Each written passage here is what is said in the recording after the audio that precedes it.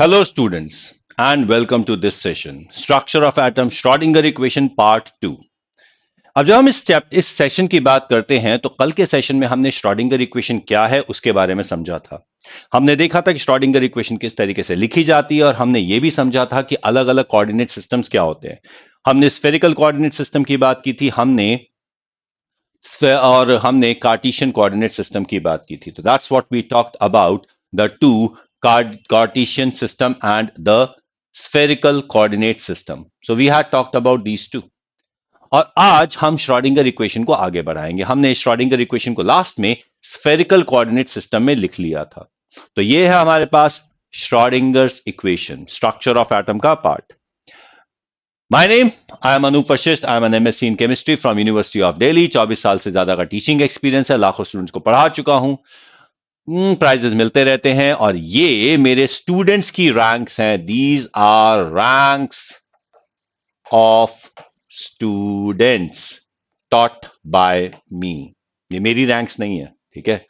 Okay, I am not a doctor, I am an MSc in chemistry from university of Delhi. और ये हमारी team है जिससे आप मेधावी बैच में पूरी की पूरी नीट की तैयारी कर रहे हैं, जिसके साथ जुड़कर। तो यहां पर मैं हूं, यहां पर है महेंद्र सर जो रोज सुबह 8 बजे क्लास लेते हैं। It's me at 10 o'clock. We have Komal ma'am at 11:30 a.m. We have Akansha ma'am at afternoon 1 p.m. and we have C. Pahuja ma'am at 3 p.m. So this is the great team that is there, जो आपका पूरे के पूरे course को complete करवाएंगे और सारा का सारा आपको पूरी तरीके से समझाया जाएगा। We have the Telegram channel t.me/unacademy_neat_official। यहां पर आपको सारी की सारी इंफॉर्मेशन, सारे के सारे सेशंस के बारे में मिल जाती है। All the sessions, all the information easily, nicely on this Telegram channel. पूरा का पूरा इंफॉर्मेशन है। यहां पर आपको आज की क्लास के नोट्स भी मिल जाएंगे। तो ये से चैनल आपके लिए ज्वाइन करना सबसे ज्यादा जरूरी है। Unacademy is the perfect study partner for NEET UG, क्योंकि हमारे पास बहुत सारे कॉम्बिनेशन है। और अनअकैडमी सब्सक्रिप्शन लेने पर आपको मिलता है live classes, you can interact with educator, live polls and leader boards, test series और उनके एनालिसिस, साथ ही साथ लाइव डाउट क्लियरिंग सेशन। और अगर आप इसका डेमो चाहते हैं देन इन दैट केस हमारी स्पेशल क्लासेस को ज्वाइन कर सकते हैं। और उन स्पेशल क्लासेस पे आपको सारा का सारा बिल्कुल वही फीलिंग आएगी जो हमारी नीट पे मिलती है, जो इनकी इंफॉर्मेशन आपको इनकी सारी की सारी फीलिंग आती है। अनअकैडमी आपको फाइनेंशियल असिस्टेंस लेने में भी हेल्प करता है। आप फटाफट अभी यहाँ पे कॉल कर सकते हैं। 10 बजे से लेकर शाम को 7 बजे तक, मंडे टू सैटरडे आप यहाँ पे कॉल कर सकते हैं। और कॉल करने पर आपको ये पता चल सकता है कि आप किस तरीके से फाइनेंशियल असिस्टेंस अवेल कर सकते हैं। अनअकैडमी पर आइकॉनिक है, अनअकैडमी पर प्लस है। Use the code AV Live to get the 10% discount. तो चलिए शुरू करते हैं structure of atom Schrodinger equation के साथ। एक छोटा सा पॉजिटिव थॉट, खुद को खोजिए, नहीं तो आपको दूसरों लोगों के राय पर निर्भर रहना पड़ेगा जो खुद को नहीं जानते। Find yourself, otherwise you will have to depend on others, their opinion who themselves do not know themselves. ठीक है ना? तो खुद को जान लीजिए, तभी आप अपने आप को आगे बढ़ा पाएंगे। चलिए बात करते हैं श्रॉडिंगर इक्वेशन की। श्रॉडिंगर इक्वेशन में हमारे पास स्पेस कोऑर्डिनेट्स हैं। यहां पर ये श्रॉडिंगर इक्वेशन लिखी है in the spherical coordinates. So this is what we have as spherical coordinates. ये जो जब इसको सॉल्व किया जाता है, सॉल्व करने के बाद हमारे पास ये साई फंक्शन आ जाता है। ये साई फंक्शन आ जाता है। Sai function in r, theta and phi gives us the behavior of the electron wave in a region। और इस साई को, इस फंक्शन को जब प्लॉट किया जाता है तो ये फंक्शन प्लॉट करने के बाद हमें देता है something which we call as an orbital. तो इससे हमें ऑर्बिटल मिल जाता है, क्योंकि हम हाइड्रोजन के लिए इसे सॉल्व कर रहे हैं। तो this gives us hydrogenic orbitals which are mathematical functions of coordinates of electron associated with each energy state। चलिए, तो अब हम जरा इस साई के बारे में बात करेंगे, इस वेव फंक्शन के बारे में बात करेंगे। जब हम इस वेव फंक्शन की बात करते हैं तो हमने सबसे पहले लिखा था साई। साई हमने लिखा था, तो साई हमने लिखा था x, y Z के टर्म्स में। एक बात का ध्यान रखना, जब हम हाइड्रोजन की बात करते हैं तो हाइड्रोजन के अंदर जो साय है वो 3 वेरिएबल्स में है, X, Y एंड Z। लेकिन अगर हम यहां पे मल्टी इलेक्ट्रॉन सिस्टम की बात कर लें तो वहां पे Sai will be in X, Y, Z and T। तो यहां पे फोर्थ वेरिएबल आ जाएगा जिसे हम कहते हैं टाइम। हाइड्रोजन की इक्वेशन टाइम इंडिपेंडेंट इक्वेशन है, बाकी सारी की सारी इक्वेशन टाइम डिपेंडेंट इक्वेशंस हैं। तो that is what we have as time independent and time dependent equation. अब साई एक्स वाई जेड को हमने कन्वर्ट किया, हमने इसे स्फेरिकल कोऑर्डिनेट्स में कन्वर्ट कर दिया। तो जब हमने इसको स्फेरिकल कोऑर्डिनेट्स में कन्वर्ट किया तो this psi comes out to be in the spherical coordinate that is R, theta and phi. अब जब हमने इसको आर, थीटा एंड फाई में कन्वर्ट किया तो जब इसको सॉल्व करते हैं 3 फंक्शंस में ब्रेक हो जाता है। It comes out to be in 3 functions. हमें मिल जाता है ये एक फंक्शन आर जो कि सिर्फ आर में है, ठीक है। फिर हमारे पास मिलता है एक फंक्शन थीटा जो सिर्फ थीटा में है, और एक फंक्शन हमें मिलता है फाई जो कि सिर्फ फाई में है, ठीक है। This is what we call as the radial function, while these two are called angular functions। तो हमारे पास जब इसकी बात करते हैं तो ये रेडियल फंक्शन हो जाता है और ये एंगुलर फंक्शन हो जाते हैं। तो हमारे पास एक रेडियल फंक्शन है, एक एंगुलर फंक्शन है। फिर जब हम बाद में इन फंक्शंस को फर्दर सॉल्व करते हैं तो हमें पता चलता है कि ये जो आर फंक्शन है ना, R in R, this actually is a function in 2 variables. 2 variable का फंक्शन है। इसमें एक फंक्शन वेरिएबल है एन और एक वेरिएबल है एल। तो R is a function of 2 variables N and L. और जब इसकी इक्वेशन लिखी जाती है तो this equation turns out to be as a constant. Let's say this is a constant 1 multiplied by N minus L -1 factorial. अब अगर जिन students के पास मैथमेटिक्स है उनको तो समझ में आ रहा होगा कि फैक्टोरियल का मतलब क्या है। जिन स्टूडेंट के पास मैथमेटिक्स नहीं है उनको थोड़ा सा फैक्टोरियल का मतलब मैं बता देता हूं। अगर आप लिखते हो 5 फैक्टोरियल, इस 5 फैक्टोरियल का मतलब होता है 5 multiplied by 4 multiplied by 3 multiplied by 2 multiplied by 1। ये होता है फैक्टोरियल का मतलब। अब factorial is defined only for non negative integers. Factorial negative integer के लिए डिफाइंड ही नहीं है, फैक्टोरियल फ्रैक्शंस के लिए डिफाइंड नहीं है। फैक्टोरियल सिर्फ और सिर्फ नॉन नेगेटिव इंटीजर्स के लिए डिफाइंड है। तो हमारे पास अगर n फैक्टोरियल हम लिखते हैं तो n must belong to non negative integers, ठीक है। फर्दर हमारे पास एक और चीज है, 0 फैक्टोरियल इज इक्वल टू 1। अब मैथमेटिक्स के अंदर इसका डेरिवेशन है, हम इसमें नहीं जा रहे, हम सिर्फ इसके रिजल्ट्स को यूज कर रहे हैं। 0 फैक्टोरियल इज इक्वल टू 1। तो यहां पर अगर हम n फैक्टोरियल की बात करते हैं तो यहां पर n की वैल्यू 0 से लेकर इंफिनिटी तक कुछ भी हो सकती है, but it has to be an integer. Negative allowed नहीं है, बाकी और कोई प्रॉब्लम नहीं है। तो यहां पर अगर हम इसकी बात करते हैं तो अगर हम लिखते हैं constant into n minus L minus 1, तो n minus L -1 should be greater than equal to 0। और यहां पर एक सिंपल सा रेस्ट्रिक्शन आ जाता है, that n must be greater than l। ये बात तो क्लियर है, और n could be greater than equal to l plus 1। तो ये हमारे पास यहां पे रेस्ट्रिक्शन आ जाता है, वरना ये फैक्टोरियल डिफाइन ही नहीं होगा। चलिए, ये हमारे पास पहली इक्वेशन आ जाती है, और वैसे मैं यहां पर ना लिखकर इसको थोड़ा सा यहां पर लिख दूं रेस्ट्रिक्शन के हिसाब से। n is greater than equal to l plus 1। तो ये हमारे पास पहली रेस्ट्रिक्शन हमारे पास आ जाती है। चलिए अब दूसरी बात करते हैं। दूसरी बात जब हम करेंगे तो हमारे पास एक दूसरी इक्वेशन आती है which is called the theta equation. Theta equation is in theta. अब जब इसे सॉल्व करते हैं तो we find that this theta actually comes out to be the equation in two variables. Again दो वेरिएबल में आता है एल एंड एम, तो ये दो वेरिएबल में आता है।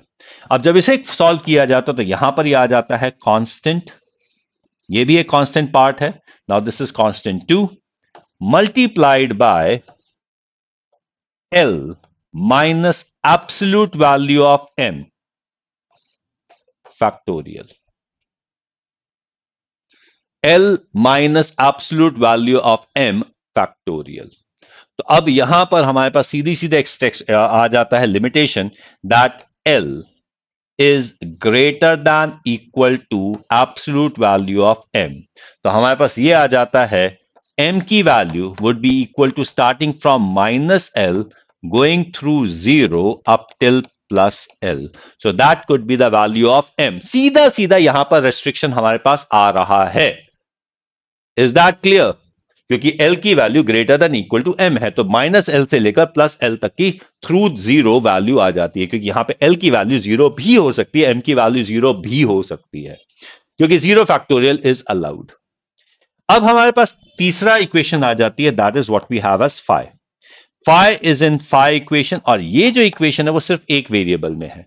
यहां पर हमारे पास आ जाता है phi which is in M, सिर्फ एम वेरिएबल में आती है। तीन वेरिएबल हो गए हमारे पास। ये श्रोडिंगर इक्वेशन जब हम इसकी बात करते हैं तो यहां पे हमारे पास तीन वैल्यूज आ जाती है, एन, एल एंड एम। तो यहां पर हमारे पास आ गया that is equal to a constant third multiplied by m factorial. अब एक सिंपल सी बात है, बहुत ही सिंपल सी बात है, m has to be an integer. Negative हो सकता है, पॉजिटिव हो सकता है, जीरो हो सकता है, but it has to be an integer. ये फ्रैक्शनल नहीं हो सकता, ये इंटीग्रल ही हो सकता है। जैसे ही हमने m को इंटीजर माना, इसके साथ ये l इंटीजर बन जाता है। जैसे ही हमने L को इंटीजर माना, N इंटीजर हो जाता है। यानी कि N की इंटीग्रल वैल्यू हो सकती है, M की भी इंटीग्रल वैल्यू है, और L की भी इंटीग्रल वैल्यू है। तो M must belong to integers. और इंपॉर्टेंट बात यह है, क्योंकि यहां पे एब्सोल्यूट वैल्यू लगी हुई है, तो m नेगेटिव और पॉजिटिव कुछ भी हो सकता है, क्योंकि finally it is going to be positive. तो ये इक्वेशन सैटिस्फाई हो जाएगी। अब यहां पर अब जो मैंने लिखा है, ये मैंने कोई एजम्पशन नहीं लिया है। This is not an assumption at all. ये पूरा का पूरा जो आ रहा है वो मैथमेटिकल नेसेसिटी के साथ आ रहा है। ये चीज आपने कॉपी कर ली है, इसमें कोई कंफ्यूजन तो नहीं है। अब अगर आपको इस चीज में कोई भी कंफ्यूजन नहीं है और आपने ये चीज कॉपी कर ली है, तो अब हम बात करेंगे साई की। तो ये जो साई हमारे पास है, now it has become a function of N, L and M. ठीक है, एन, एल एंड एम। तो हमारे पास ये तीन वेरिएबल का फंक्शन बन चुका है, psi N, psi L, psi M. और यहां पर that is going to be equal to the radial function which is in N and L. It is a angular function which is in L and M,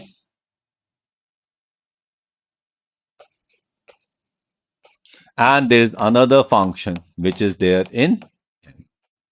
तो ये हमारे पास तीन functions आ जाते हैं, तीन वेरिएबल्स आ जाते हैं। अब ये यहां पर जब इन वेरिएबल्स की बात करते हैं, तो जब एन, एल, एम को हम श्रोडिंगर इक्वेशन में सब्स्टिट्यूट करते हैं, तो एन, एल, एम को श्रोडिंगर इक्वेशन में सब्स्टिट्यूट करने के बाद हमें मिलती है कुछ वैल्यूज। अब देखो, N, L, M integral values है। इंटीग्रल वैल्यूज की जब हम बात करते हैं तो यहां पे हो सकता है 0 हो सकता है, यहां पे 1 हो सकता है, 2 हो सकता है। लेकिन आपको इतना तो पता होगा कि 0 और 1 के बीच में भी इनफाइनाइट रियल नंबर्स हैं। इनफाइनाइट रियल नंबर्स, अगर मैं 0 पुट करता हूं तो एक वैल्यू आती है, 1 पुट करता हूं तो दूसरी वैल्यू आती है, और उन दोनों वैल्यूज के बीच में गैप है, डिस्क्रीट वैल्यूज हैं, क्वांटाइज्ड वैल्यूज हैं। So these variables, when substituted in Schrödinger equation, give the energy of electron. ठीक है? And now they do not give the continuous energy. These variables are integers. So they give discrete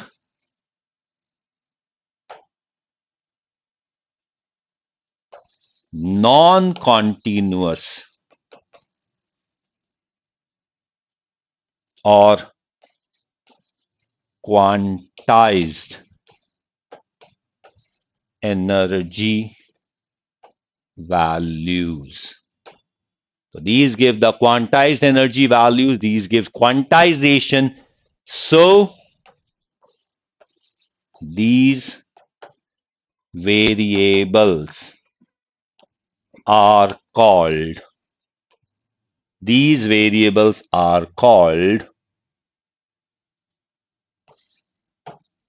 quantum numbers. So these variables are called quantum numbers. So they are responsible for quantization, या फिर आप ये कह सकते हो these give the explanation of quantization. तो ये quantization को explain कर देते हैं, ये quantum numbers हैं. Is that clear? तो ये हमारे पास है क्वांटम नंबर्स, ये हमारे पास है क्वांटाइजेशन. जब हम श्रोडिंगर इक्वेशन की बात करते हैं तो श्रोडिंगर इक्वेशन से हमें 3 क्वांटम नंबर्स मिलते हैं, 4 नहीं. Fourth quantum number, spin quantum number, हमें दूसरी इक्वेशन से मिलता है, विच इज डिराक्स इक्वेशन. ये हमें श्रोडिंगर इक्वेशन से नहीं मिलता. तो Schrodinger equation gives us 3 quantum numbers n, l and m. और यहां पर हमारे पास सारे के सारे क्वांटम नंबर्स के ऊपर जो भी रिस्ट्रिक्शंस हैं वो हमारी इक्वेशन से मैथमेटिकली इंपोज की गई हैं. हमने कोई भी रिस्ट्रिक्शंस एज्यूम नहीं की हैं. They are directly imposed. So they are not assumed. तो जब हम इसकी बात करते हैं कि these values are not at all assumed, चलिए अब बात करते हैं कुछ और चीजों की. यहां पर हमने इसकी श्रोडिंगर इक्वेशन की बात की, स्फेरिकल कोऑर्डिनेट्स की बात की. तो चलिए अब इन क्वांटम नंबर्स की बात करेंगे. क्वांटम नंबर्स में हमारे पास है n, l and m. So we are having quantum numbers. ठीक है. क्वांटम नंबर्स की जब हम बात करते हैं तो सबसे पहले हम n की बात करते हैं. n. Now n is what we call as the principal quantum number. ठीक है. This is called the principal quantum number. अच्छा, इसको रेडियल क्वांटम नंबर भी कहते हैं. Radial quantum number. अब ये रेडियल क्वांटम नंबर की जब हम वैल्यूज की बात करते हैं तो n की value could be any positive integer. n की value could be any positive integer, यानी कि starting from 1 2 3 it can go up to infinity. Clear? तो that is what we have as n. कोई भी पॉजिटिव इंटीजर की value हो सकती है. Now n gives the position of shell. ये शेल की पोजीशन बताता है. अब एक बात का ध्यान रखना, हां, कि ये जितने भी क्वांटम नंबर्स हैं, अक्सर लोग बोलते हैं quantum numbers are address of electrons. ठीक है। क्वांटम नंबर्स आपको इलेक्ट्रॉन की पोजीशन बता देते हैं, क्वांटम नंबर आपको इलेक्ट्रॉन का एड्रेस बता देते हैं। लेकिन ये वर्ड जब हम एड्रेस बोलते हैं ना, तो ये दिक्कत करता है। ये this is a wrong statement. Quantum number do not give you the address of electron. Quantum number give you the characteristic of the electron, which helps you to define a region in which the electron can be present. फिर से बोल रहा हूं, quantum numbers आपको electron का address नहीं बताते। Quantum number आपको इलेक्ट्रॉन की कैरेक्टरिस्टिक बताते हैं, जिससे कि आप ये अंदाजा लगा सकें कि ये इलेक्ट्रॉन आपको कहां पर मिल सकता है। मिलेगा नहीं, मिल सकता है। जैसे कि हम एक छोटी सी बात कर सकते हैं। मान लीजिए हम एक जानवर को डिफाइन करना चाहते हैं, कि हम एक जानवर को डिफाइन करते हैं। सबसे पहले हम उस जानवर का रंग डिफाइन करते हैं। वो जानवर थोड़ा सा भूरे रंग का है। ठीक है, चलो एक कैरेक्टरिस्टिक मिली, जानवर भूरे रंग का है। लेकिन भूरे रंग का जानवर पता नहीं कितने हो सकते हैं। दूसरी कैरेक्टरिस्टिक हमें मिलती है कि वो जानवर, सीधा मैं बोल देता हूं, भालू है। चलो हमें पता चल गया वो जानवर भालू है, वो भूरे रंग का है। और वो जानवर बंदी नहीं है, यानी कि उसको किसी ने पकड़ नहीं रखा। तो अब जब मैंने आपको यह बताया कि वो जानवर भालू है, वो भूरे रंग का है, वो सफेद रंग का नहीं है, तो इसका मतलब वो पोलर बियर नहीं है। जब हम भालू की बात करते हैं, भूरे रंग के भालू की बात करते हैं, तो भूरे रंग का भालू भारत में या किसी भी देश में किसी एक रीजन में पाया जाता है, शायद हिमालयन रीजन में पाया जाता है। तो आपको एक अंदाजा लग जाता है कि अगर मुझे भूरे रंग का भालू लेना है, पकड़ना है, जिसे किसी ने पकड़ा हुआ नहीं है, तो तीन कैरेक्टरिस्टिक हो गई है। किसी ने पकड़ा नहीं है तो वो अपने नेचुरल हैबिटेट में है, उसका नेचुरल हैबिटेट कहां है, वो भूरे रंग का भालू है, तो वो वहां होगा। तो आपको उस जानवर का एड्रेस नहीं बताया गया, उस जानवर की कैरेक्टरिस्टिक बताई गई है। उसकी कैरेक्टरिस्टिक के अनुसार आप एक रीजन डिफाइन कर सकते हो कि यह भालू मुझे इस रीजन में मिलेगा। अब आप उसकी कैरेक्टरिस्टिक से जो आपने रीजन डिफाइन कर रखा है, मुझे नहीं पता आप उसको उसका एड्रेस बोल सकते हैं या नहीं। उसी तरीके से जब हम इन क्वांटम नंबर्स की बात करते हैं, तो quantum numbers are not actually the address of the electron. Quantum numbers are characteristic of electron, जिसको यूज करके आप वो रीजन डिफाइन कर सकते हैं जहां पे इलेक्ट्रॉन को ढूंढने की, मिलने की प्रोबेबिलिटी है। अब एक बात बताओ, जिस रीजन में भालू रहता है, क्या उस रीजन में शेर नहीं हो सकता? क्या जिस रीजन में भालू रहता है, क्या उस रीजन में कोई और जानवर नहीं रह सकते? हाँ, भालू अपने आप में यूनिक है। हो सकता है उस भालू की एक पर्टिकुलर टेरिटरी हो, जो हो सकता है किसी शेर की टेरिटरी से ओवरलैप करती हो सकता है ओवरलैप ना करती हो, लेकिन भालू शेर नहीं बन जाता उस टेरिटरी में आके, उसी तरीके से शेर भालू नहीं बन जाता। बिल्कुल उसी तरीके से जब हम इलेक्ट्रॉन के कैरेक्टरिस्टिक की बात करते हैं, तो एक रीजन एक इलेक्ट्रॉन के लिए डिफाइन करते हैं, तो दूसरे इलेक्ट्रॉन का रीजन भी उस रीजन पर ओवरलैप कर सकता है। एक ही रीजन में कई इलेक्ट्रॉन प्रेजेंट होते हैं, लेकिन सारे के सारे इलेक्ट्रॉन एक दूसरे से मर्ज नहीं करते, क्योंकि सारे इलेक्ट्रॉन की कैरेक्टरिस्टिक अलग है, सारे इलेक्ट्रॉन्स की एनर्जी अलग है। तो इस तरीके से हमारे पास पूरा का पूरा रीजन बनता है। हो सकता है तुम थोड़े से कंफ्यूज हो रहे हो, लेकिन मैं धीरे धीरे एक्सप्लेन करता चला जाऊंगा। ध्यान से सुनते चले जाना, बीच में भाग मत जाना इस क्लास को छोड़कर। अगर भाग जाओगे तो सब कुछ उड़ जाएगा, सब कुछ गायब हो जाएगा। तो यहां पर हमारे पास ये बता देता है position of the shell. It does not give you the number of shells, it gives you the position of the cell. First shell, second shell, third shell, fourth shell, यानी कि जैसे जैसे आप न्यूक्लियस से दूर चलते चले जा रहे हैं, ये शेल का नंबर बढ़ता चला जा रहा है, बदलता चला जा रहा है, और पोजीशन ऑफ द शेल आती चली जा रही है। तो यहां पर n gives us the position of the shell, and further n gives the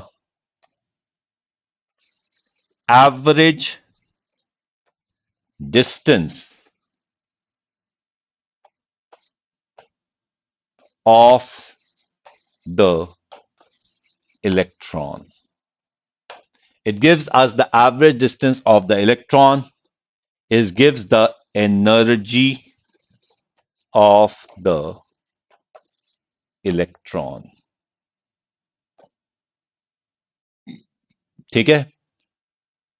her n के लिए एक स्पेसिफिक नंबर ऑफ ऑर्बिटल होते हैं, यानी कि स्पेसिफिक नंबर ऑफ रीजन्स जहां पे इलेक्ट्रॉन एग्जिस्ट कर सकता है इलेक्ट्रॉन, जितने अलग अलग रीजन्स एक एन को कंट्रीब्यूट कर सकते हैं। अब जैसे कि अगर मैंने एक पर्टिकुलर एन बता दिया, यानी कि एक पर्टिकुलर जंगल बता दिया, तो वहां पे कितने तरह के रीजन्स बन सकते हैं, कितने तरह के जानवरों के रीजन्स बन सकते हैं।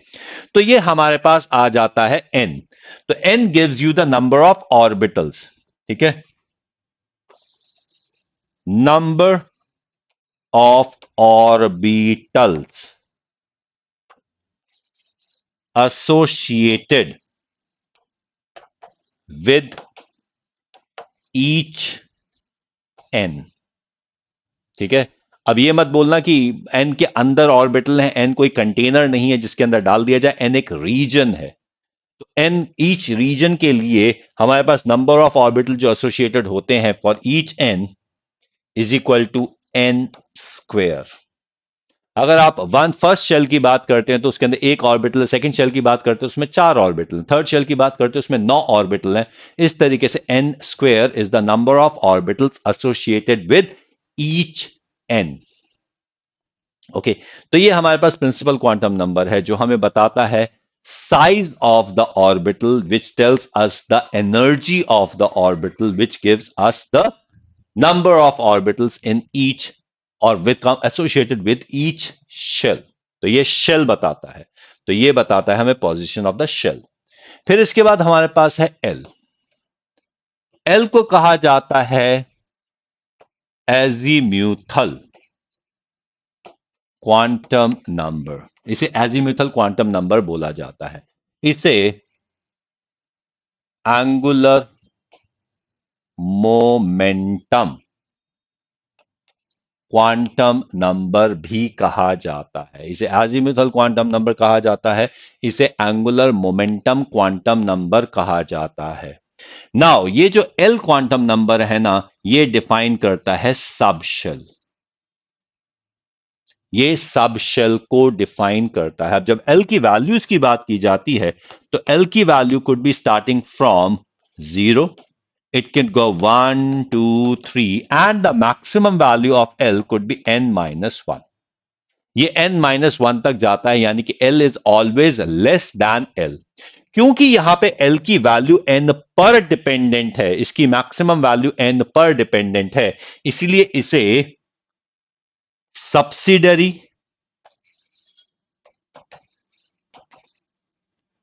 या फिर डिपेंडेंट क्वांटम नंबर कह देते हैं। इसे सब्सिडरी क्वांटम नंबर कहा जाता है, इसे डिपेंडेंट क्वांटम नंबर कहा जाता है। यह सब शेल को डिफाइन करता है, यह भी एनर्जी को डिफाइन करता है, साइज को डिफाइन करता है और शेप को डिफाइन करता है ऑफ ऑर्बिटल। ये एनर्जी, शेप और साइज को डिफाइन करता है। जितने भी ऑर्बिटल्स की same value of N and L होती है उन्हें कहा जाता है वो एक सब शेल को बिलोंग करते हैं।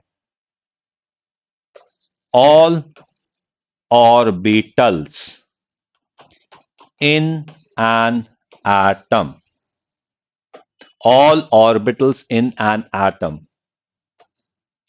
having same value of n and l belong to same subshell। ये एक सब शेल को बिलोंग करते हैं, सेम सब शेल को बिलोंग करते हैं। तो that is what we have as same value of N and L. Okay, चलिए ये तो हमने एल क्वांटम नंबर की बात की। ठीक है, एंगुलर मोमेंटम क्वांटम नंबर की बात की। अब इस एंगुलर मोमेंटम क्वांटम नंबर के साथ हमारे पास सीधी सी बात आती है, angular momentum of N orbital is equal to under root L bracket L plus 1 H by 2 pi। तो ऑर्बिटल एंगुलर मोमेंटम ऐसे निकाला जाता है। ठीक है, ऑर्बिट एंगुलर मोमेंटम, देखो ऑर्बिट बोहर्स ऑर्बिट है, ये बोहर्स ऑर्बिट नहीं है, तो orbit angular momentum is NH/2 pi, orbital angular momentum is this. तो ध्यान रखना ये ऑर्बिटल एंगुलर मोमेंटम है। और number of orbitals for each L is equal to 2L+1। तो number of orbitals for each orbit is 2L+1। अब एक बात का ध्यान रखना, for each N has N subshell. अगर n की वैल्यू 1 है तो वहां पे एक सबशेल है, n की वैल्यू अगर 2 है तो वहां पे 2 सबशेल बन जाएंगे, n की वैल्यू 3 है तो 3 सबशेल बन जाएंगे। मतलब कि हर n की वैल्यू के लिए NL वैल्यूज हैं। तो ये हमारे पास थोड़ी सी, इसको और थोड़ा सा डिटेल में बताऊंगा और ज्यादा एक्सप्लेन करूंगा, फिलहाल इसको इसी पे रहने दीजिए। तो ये हमारे पास L क्वांटम नंबर्स की बात आ जाती है। इसके बाद हमारे पास आ जाता है M quantum number. M quantum number को कई बार इसको ML लिख दिया जाता है या फिर सीधा सीधा M लिख दिया जाता है। This is what we call as magnetic quantum number. अब मैग्नेटिक क्वांटम नंबर की बात करते हैं तो magnetic quantum number is associated with the shape and orientation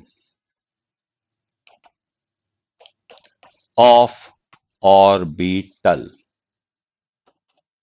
ठीक है, N, L and M together define a unique region or orbital। ठीक है, तो ये हमारे पास M क्वांटम नंबर है, द मैग्नेटिक क्वांटम नंबर। अब मैग्नेटिक क्वांटम नंबर की नेगेटिव वैल्यू भी हो सकती है, इसकी पॉजिटिव वैल्यू भी हो सकती है। अगर नेगेटिव वैल्यू की बात करें तो यहां पे magnetic quantum number can be having the value starting from -L going through 0 going through +L, but they have integral values.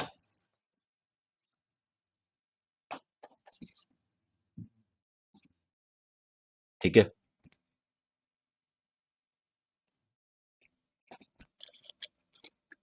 तो this has integral values. Now तो ये हमारे पास ये क्वांटम नंबर्स आ गए, N, L and M quantum numbers. अब हमारे पास एक और क्वांटम नंबर है जिसे हम S क्वांटम नंबर बोलते हैं, स्पिन क्वांटम नंबर बोलते हैं। तो अगर हम स्पिन क्वांटम नंबर की बात करें, हमारे पास है spin quantum number. We have the spin quantum number. जब हम स्पिन क्वांटम नंबर की बात करते हैं तो स्पिन क्वांटम नंबर को लिखा जाता है एस क्वांटम नंबर। कई बार इसको एस ना लिखकर हम इसको MS भी लिख सकते हैं। जब स्पिन की बात की जाती है ना, तो स्पिन एक बहुत ही टेढ़ा सा काम है, बहुत ही टेढ़ा सा काम है। स्पिन बोल तो हमने दिया गया है, लेकिन असलियत में ये स्पिन है नहीं। ये नहीं है कि इलेक्ट्रॉन घूम रहा है या रोटेट कर रहा है या रिवॉल्व कर रहा है, इस तरीके से हम कोई स्पिन की बात कर नहीं सकते। Spin actually, spin refers to a quantum mechanical state of a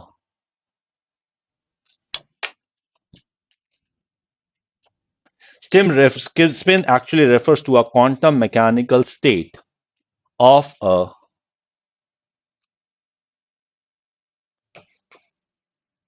fundamental particle which has no classical analog। अब कई बार हम समझते हैं कि what do you mean by classical analog नहीं है, मतलब ये कि आप ये कह सकते हैं स्पिन है, पर स्पिन है क्या, कैसी है, हमें नहीं पता। अब छोटी सी बात है,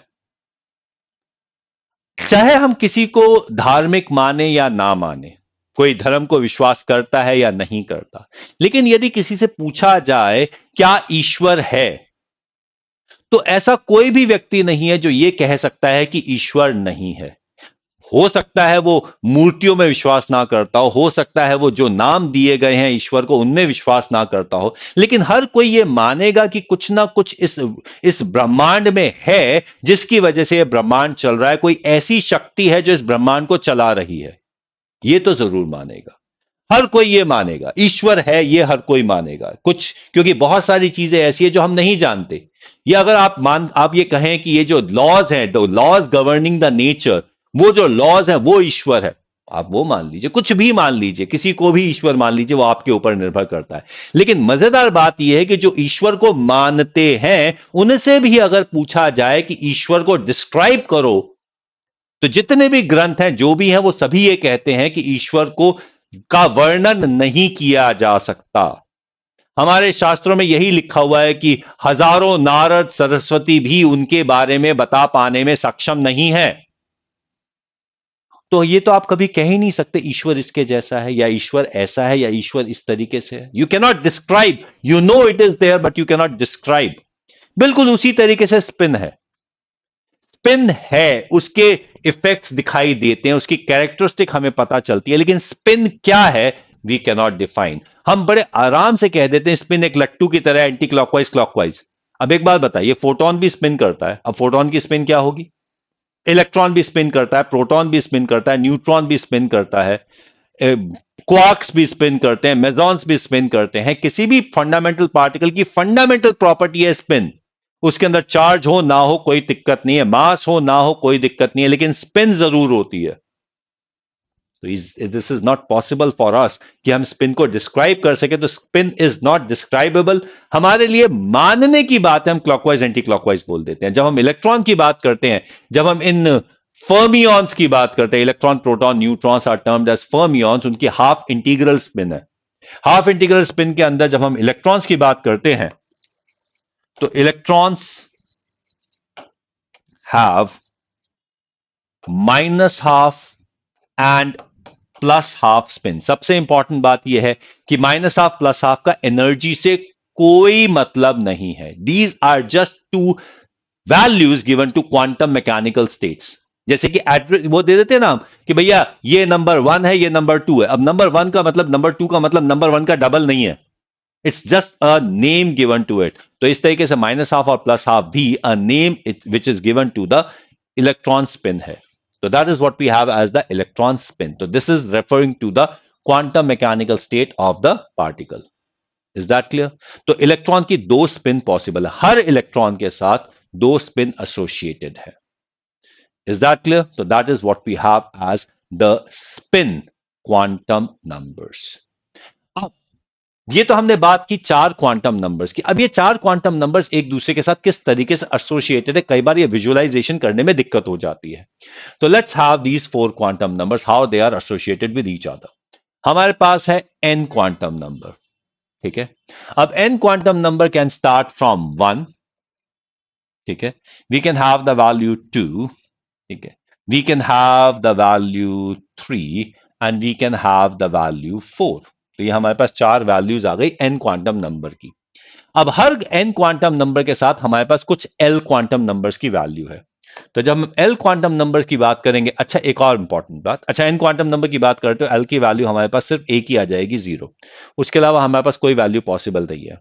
अगर n क्वांटम नंबर की वैल्यू 2 लेते हैं तो यहां पे हमारे पास वैल्यू आ जाएगी 0 एंड 1, और कोई वैल्यू पॉसिबल नहीं है। अगर n क्वांटम नंबर की वैल्यू हम 3 लेते हैं तो यहां पर हमारे पास वैल्यू आ जाएगी 0, हमारे पास वैल्यू आ जाएगी 1, और हमारे पास वैल्यू आ जाएगी 2। अब अगर n क्वांटम नंबर की वैल्यू हम 4 लेते हैं तो l की वैल्यू आ जाएगी 0, we can have 1, we can have 2 and we can have the value as 3। तो ये हमारे पास l क्वांटम नंबर्स की वैल्यू आ जाएगी। जब l क्वांटम नंबर की वैल्यू 0 होगी तो m क्वांटम नंबर की वैल्यू हमारे पास सिर्फ एक ही आ सकती है, एंड दैट इज 0। अगर हमारे पास 2 है तो यहां पर इसके लिए 0 के लिए वैल्यू आ सकती है 0, 1 के लिए हमारे पास 3 वैल्यू आ सकती है, -1 आ सकती है, 0 आ सकती है और 1 आ सकती है। यहां पर 0 की बात करेंगे, ये 0 आएगा, 1 के लिए -1, 0 और 1 आ जाएगा। 2 के लिए it is going to be -2, -1, 0, 1 and 2. So these are the values which are possible for L equal to 2. यहां पर 0 के लिए वैल्यू आ जाएगी 0, 1 के लिए आ जाएगी -1, 0 and 1, 2 के लिए आ जाएगी -2, -1, 0, 1 and 2, 3 के लिए हमारे पास वैल्यूज आ जाएंगी -3, -2, -1, 0, 1, 2 and 3। ठीक है, और हर किसी के लिए 2s की वैल्यूज आएंगी, हर किसी m के लिए 2s की वैल्यूज आएंगी, -12 एंड +12, वो सारी की सारी आएंगी ही आएंगी। तो चलिए जरा अब हम इसको लाइन बना दें। तो this is what we call as the first shell, this is what we have as the second shell, this is what we have as the third shell and this is the fourth shell. ठीक है, अब यहां पर इसके अंदर further division हो जाएगा, ये आ गया,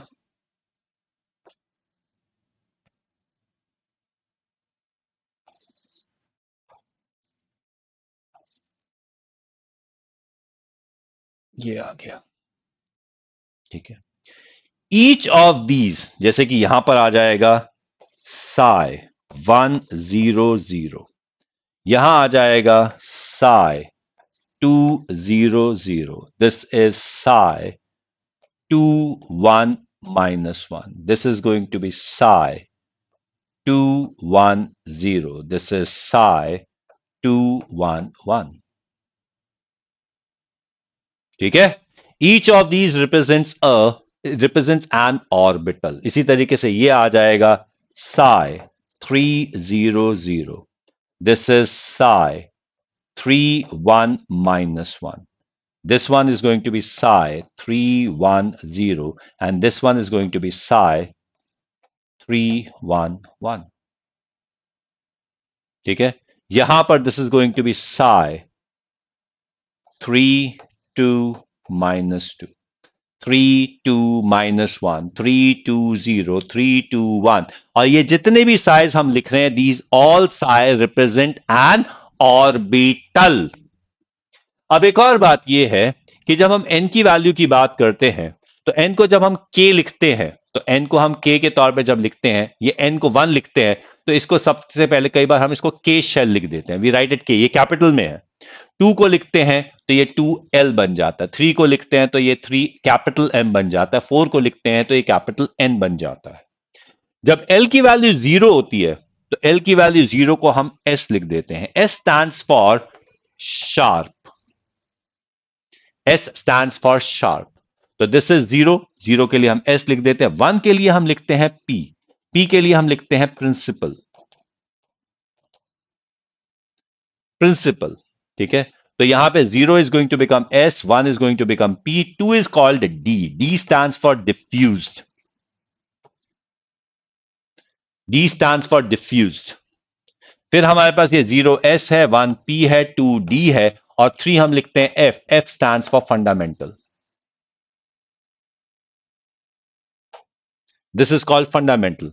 अब एक बात का ध्यान रखना, ये जब हम ये एस पी डी एफ की बात करते हैं, these are spectroscopic terms.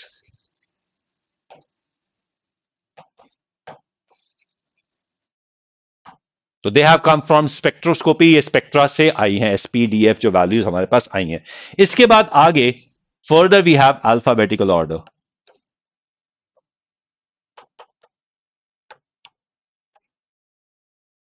Further we have the alphabetical order. Okay, तो यहां पे हमारे पास आ जाता है, this is what we have as psi 100 is 1s, 200 is 2s।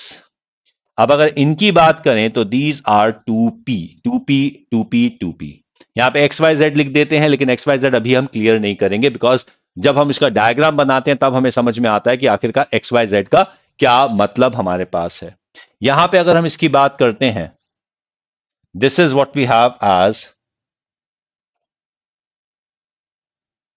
This is 3s, this is 3p, and this one will turn out to be 3d. ये 4s है, ये 4p बनेंगे, ये 4d बनेंगे, and this is going to be 4f. ना ये जो मैंने लिखे हैं ये सबशेल्स हैं। 3d is a subshell, 3p is a subshell, और इसके अंदर ये ऑर्बिटल्स हैं। अब यहां पे थोड़ा सा डायग्राम थोड़ा सा अजीब सा बन रहा है, तो थोड़ा सा इसको और ढंग से बना देते हैं। I hope you are with me, कहीं भाग नहीं गए हो, कहीं गायब नहीं हो गया, कुछ उड़ नहीं गया है, अभी तक आप मेरे साथ ही है ना? ठीक है, ओके। तो चलिए हम लिखते हैं, सबसे पहले हमारे पास आ जाएगा 1s, that is the first shell, first shell, first sub shell. फिर हमारे पास है 2s और इसके साथ है 2p। फिर हमारे पास है 3s, उसके साथ है 3p और यहां पर आ गया 3d। फिर हमारे पास है 4s, फिर आएगा 4p, फिर आएगा 4d, फिर आ जाएगा 4f। 5 की बात करोगे तो यहां पे आएगा 5s, फिर आएगा 5p, फिर आएगा 5d, फिर आएगा 5f और आ जाएगा 5g। क्लियर? तो fifth shell is the first one to have a G sub shell. ये सवाल कई बार एग्जाम में आ चुका है, which shell would be the first to have the G sub shell. तो यहां पे हमारे पास है 6s, हमारे पास है 6p, हमारे पास है 6d, 6f, 6g, 6h। फिर हमारे पास है 7s, 7p, 7d, 7f, 7g, 7h, 7i, चलाए चले जाओ। ठीक है, अल्फाबेटिकली चलता चला जाएगा। तो these are what we have as the sub shells. सच्चाई यह है कि हमें इतने सारे सब शेल की कभी जरूरत नहीं पड़ती, और इनकी तो बिल्कुल भी जरूरत नहीं पड़ती, तो इनको तो हम लिखते ही नहीं है, ये तो लिखने की जरूरत ही नहीं पड़ती। एनीवे 6h भी नहीं जाते, हमारा 5f भी 5g भी नहीं जाता, यहीं तक खत्म हो जाता है, ये यहीं तक ही खत्म हो जाता है। जितने एलिमेंट्स हमारे साथ हैं, हमारे पास हैं, यहां पर वो सब कुछ समाप्त हो जाते हैं। तो these are what we have as the quantum numbers. Okay, once we have talked about these quantum numbers, ये क्वांटम नंबर्स से हमें मिलते हैं ऑर्बिटल्स, हमारे पास बनते हैं सब शेल्स, हमारे पास बनते हैं shells. So these are what we talk about the quantum numbers. So quantum numbers are these three numbers which when substituted in the Schrodinger equation give the energy and the region where the electron has the highest probability to be found. The boundary enclosing the region which has 95% probability of finding the given electron is termed as orbital. इसे orbital कह दिया जाता है, एक reason जिसे हम boundary बना देते हैं ऑर्बिटल की। Each orbital is identified by the three quantum numbers n, l and m. These numbers are not continuous, they are integral values, और so जब ये सब्स्टिट्यूट किए जाते हैं श्रोडिंगर इक्वेशन में तो ये fixed non continuous values of energy देते हैं। इसी वजह से ये एक्सप्लेन करते हैं quantization of energy of the electron, इसीलिए इनको क्वांटम नंबर्स कहा जाता है। तो these are termed as quantum numbers. Okay, तो ये हमारे पास है क्वांटम नंबर्स। अब क्वांटम नंबर्स कौन कौन से हैं ये तो मैंने अभी अभी आपको बताया है। तो यहां पर हमारे पास सबसे पहले प्रिंसिपल क्वांटम नंबर n, जिसे हम रेडियल क्वांटम नंबर भी कहते हैं, ये डिस्क्राइब करता है energy of the electron in hydrogen और एनी अदर एटम। ये एनर्जी को डिफाइन करता है। ये वेरियस वैल्यू देते हैं permissible energy states of the centre, और in other words the radius of the और the size of the orbit. Orbit नहीं, यहां पे हमें से वर्ड को शेल बोलना चाहिए, रेडियस और the size of the shell. ठीक है, प्लीज, ऑर्बिट और शेल में फर्क है। ऑर्बिट 2 डायमेंशनल है, एक पाथ है, जबकि शेल 3 डायमेंशनल रीजन है। तो दोनों में फर्क होता है। शेल और ऑर्बिट को इंटरचेंजेबली यूज नहीं करना। Do not use them interchangeably, shell और ऑर्बिट इंटरचेंजेबली यूज नहीं किए जा सकते। ठीक है। अब क्वांटम नंबर्स की, एन क्वांटम नंबर्स की बात करें तो it has natural number as its allowed values, यानी कि 1 के लिए हम k लिख देते हैं, 2 के लिए l, कैपिटल m n, ये कैपिटल वर्ड्स यूज होते हैं। It can not have zero as the value, इसका मतलब हो जाएगा इलेक्ट्रॉन एग्जिस्ट ही नहीं कर रहा। ठीक है, तो ये हमारे पास n की वैल्यूज आ सकती हैं। इसके बाद हमारे पास है l क्वांटम नंबर। ठीक है, तो that is what we have the values. फिर हमारे पास है azimuthal quantum number. Azimuthal quantum number और सब्सिडरी क्वांटम नंबर और डिपेंडेंट क्वांटम नंबर, इसको एल से डिफाइन किया जाता है। It describes the total angular momentum of the electron. Its values are dependent on the values of N, hence it is called subsidiary और dependent quantum number. अब यहां पे जब हम एल की बात करते हैं तो L gives us the number of sub shells present in the main shell and gives their energies. ये एनर्जी भी देता है, साइज भी देता है और शेप भी देता है। न्यूमेरिकल वैल्यू 0 1 2 3 इस तरीके से आ जाती है। लेटर डेजिग्नेशन में एस पी डी एफ हम यूज कर लेते हैं। इट ऑल्सो डिटरमाइज देयर शेप्स, और वैल्यूज हमारे पास बहुत सारी हो सकती हैं। तो एन की वैल्यू अगर हमारे पास 1 होती है तो 1s हो जाता है, 2 होती है तो 2s 2p हो जाता है। एन की वैल्यू 3 के लिए 3s 3p 3d, 4s 4p 4d, 4f 5g तक जा रहा है। This is what we have discuss just now. फिर आता है हमारे पास magnetic quantum number. Magnetic quantum number m describes the preferred orientation of the various electrons in the subshell. किस ओरिएंटेशन में वो हैं? Since each orientation corresponds to an orbital, therefore the magnetic quantum number determines the number of orbital present in any subshell। तो ये orbital को define करता है। ठीक है, for a given value of L, M can have all values, सारी की सारी values ranging from -l to +l including 0। तो हर एल की वैल्यू के लिए there are 2l+1 value of M. तो यानी कि हर एल वैल्यू के लिए कितने ऑर्बिटल हो सकते हैं वो मैंने आपको बता दिया था। That could be 2l+1 orbitals could be there for each L value. फिर हमारे पास है spin quantum number. Spin quantum number को हमने यहां पे प्लस माइनस के लिए डिफाइन कर दिया, इसको एंटी क्लॉकवाइज क्लॉकवाइज के लिए डिफाइन कर देते, but these are actually the two quantum mechanical state of the electron जिनका कोई क्लासिकल एनालॉग नहीं है। तो that is what we have as the spin quantum number. यहां पे हमने क्लॉकवाइज और एंटी क्लॉकवाइज से डिफाइन कर रखा है। ठीक है, spin quantum number s, the magnitude of this spin quantum number angular momentum is found to be plus minus half in units of h by 2 pi. The plus or minus values of the spin can be thought of as arising from the direction of the spin. ठीक है, for instance the electron spin may be considered to be clockwise or in a counterclockwise manner, often denoted by arrow up and down. इस values का कोई Schrodinger equation से relation नहीं है। ठीक है, अब n की वैल्यू अगर 1 है तो L की सिर्फ एक वैल्यू है 0, M की वैल्यू भी सिर्फ एक है 0, but spin has to values plus minus half. तो यहां पे हमारे पास ये अलग अलग इलेक्ट्रॉन्स आ सकते हैं। N की वैल्यू 2 के लिए ये हमारे पास सेट बन जाता है, और इसलिए अक्सर हम P के साथ X, Y और Z लिख देते हैं। ठीक है, किसी को भी कहीं से भी डिनोट कर सकते हैं। जनरली 0 वाले को हम Z लिख देते हैं।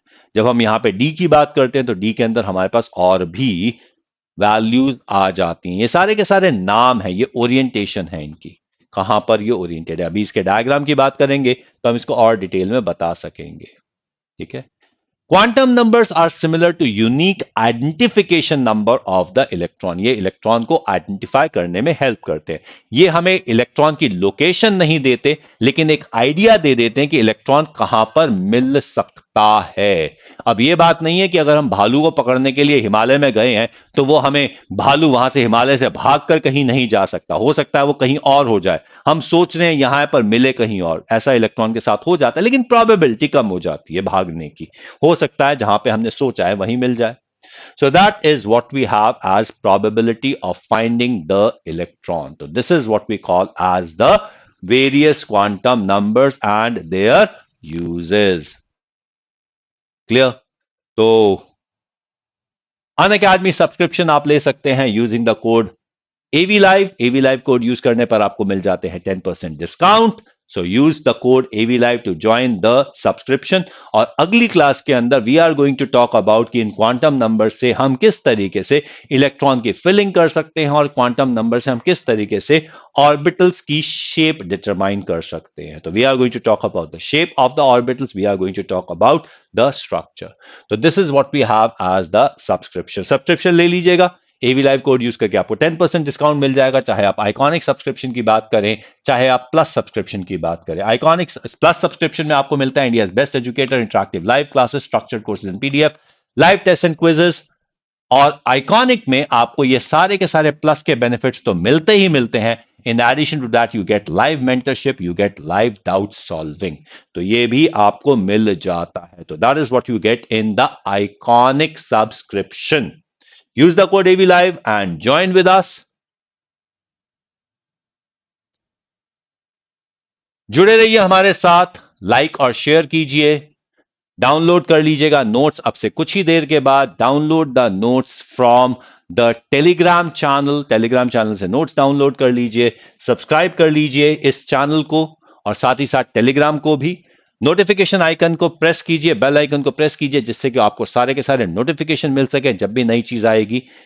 Like, subscribe and share.